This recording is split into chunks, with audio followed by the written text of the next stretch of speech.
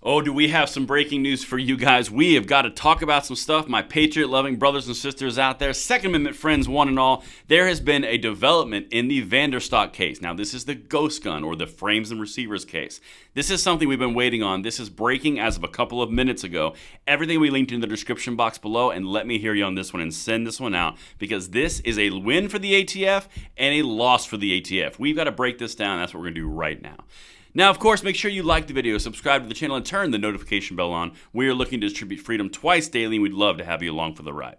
All right, my brothers and sisters, we have got some stuff to catch up on. This is breaking as of today, a couple of minutes ago. Check this out. Here's the timeline for this ghost gun or the frames and receivers case or the Vanderstock case, however you want to call it, all right? So this is something that we've been watching. So this started on 7/18, so July 18th.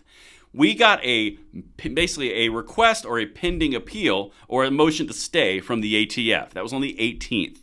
Now, the 7/24, there's an unpublished order which just dropped, which again is a win and a loss for the ATF. Depends how you shake this, but we've got effectively 10 more days until we find out how bad they lost. Check this out. Like I said, this is minutes old.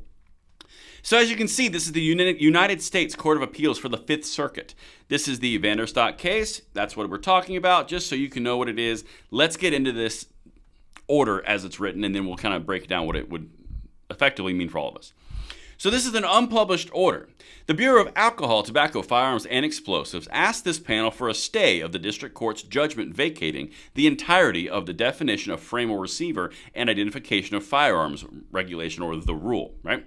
Relevant to the present case, the rule amends the ATS regulations by removing and replacing the agency's regulatory definitions of frame or receiver and firearm as applied to the Gun Control Act of 1968. Plaintiffs challenge those changes to the regulations as unlawful. That's the backstory. We know that. But here's what happened prior, and here's where they are coming at it now. At summary judgment, the district court found that the two challenge provisions of the rule exceeded the statutory jurisdiction and authority of the ATF and vacated the entire rule per the Administrative Procedure Act. That's important. The district court rejected a stay pending appeal, but granted a 7-day administrative stay to allow the ATF to bring an emergency appeal. That's what we're getting the order on right now, okay? So that brings you current to date. They vacated the entire rule. That's very important. The entirety of the rule, because that's what the ATF argued that they could not do. Now, let's get into this, because there's some legal stuff here, but I'm going to try to parse it as best I can.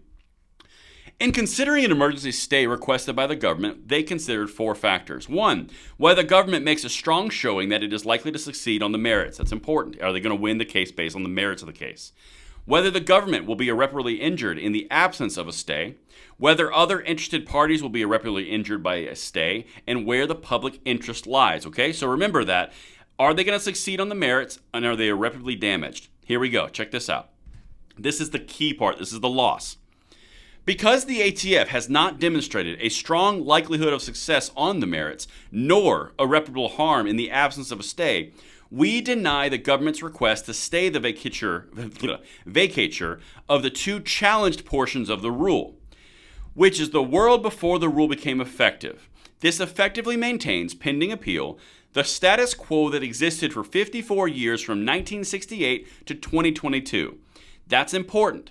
They did not convince the judges of the merits of the case, and there's no irreparable harm. That's incredibly important. That's the loss portion. That's the old backhand. Okay.